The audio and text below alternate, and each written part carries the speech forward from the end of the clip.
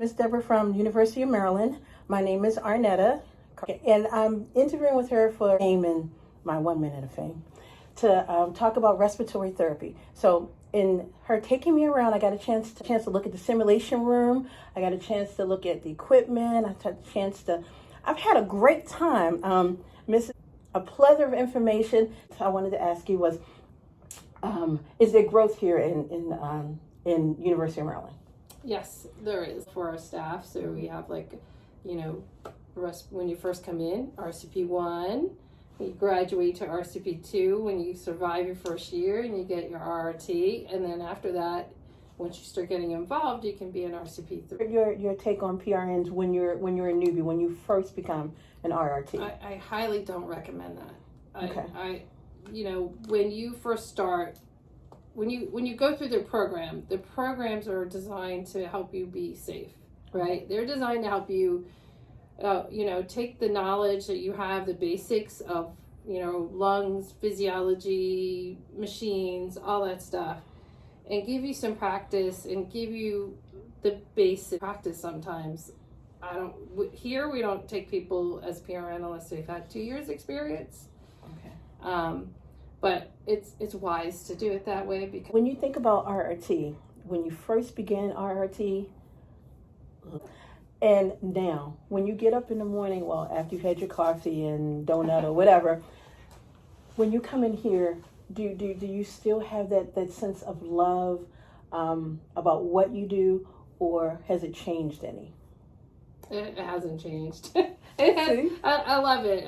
When I first picked this profession, I knew it was like personal, but it was also technical, and that just appeals to me. So I was all in. I love it, and I still love it. And I do a lot of teaching because it's not like, oh, you know how to do this now, you know it forever. Right. No, we got to make sure you still know it in a year.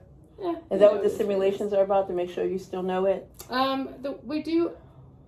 We do some simulations with our new hires just to kind of give them some practice and learning opportunities, but we also do it with our existing staff. Some of their competencies in a year is like hands-on. Hey, show me how to, set up for a bronch. Show me how to set up this nitric oxide or whatever. And then we always pick a sim based on whatever's going on throughout the year. So we're having issues like this year. I can tell y'all now because we're all done and you're not going to spill a secret, but it was a dislodged DT tube, which was in the esophagus, and you had to recognize it and pull it out without the provider being before your patient coded. And we see this quite often. Unfortunately, people, you had a patient who pulls it out part of the way because they weren't restrained properly or something like that. You see it. And so recognizing that, oh yeah, this patient's not doing well, I need to take action or my patient's gonna die. That's like a big thing. So yes, that's a real big thing. We did that as a sim to see what our staff would do. And then we're planning education in the spring to help, hey, let's learn from what we learned. So you have committees here also that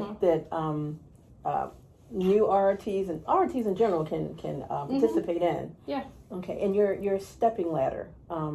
Once you become an RRT, does it stop right there, or? So our clinical ladder, you can become an RCP3 and RCP4.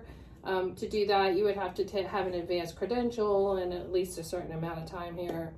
But then you're a little bit more a leader. Information back to the staff. Oh, so, cool. Cool. Those are the kind of leadership opportunities that we definitely have here. I like that. And I got a chance to see the mannequin who talks and opens his eyes. Remember when I did when I spoke about I want to say that you are an epitome of an RRT. And I just want to say, Miss Deborah, you are awesome.